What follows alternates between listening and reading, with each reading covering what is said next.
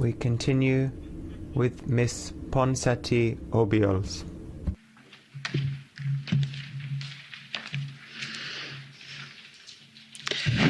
Thank you very much, Madam President. It's an ironic coincidence that this debate on the rule of law mechanism takes place in the same week that this Parliament has approved to waive my immunity, together that of my colleagues Puigdemont and Comín, because of a political prosecution. Article 3 of the regulation says that endangering the independence of the judiciary is a clear indicative of breaches in the principle of law. Nice.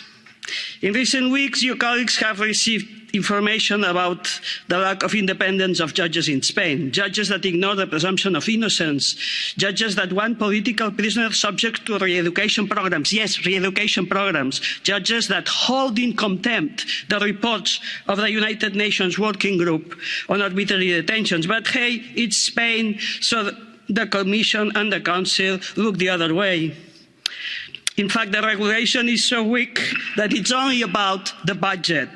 So no worries about persecution of dissidents as long as it does not affect the budget. It's been a bad week for this Parliament, but colleagues, I'm hopeful. A fraction of you, not a majority, but a good fraction of you did not bend to the pressures, the authoritarian pressures of Spain. Thank you very much. Thank you.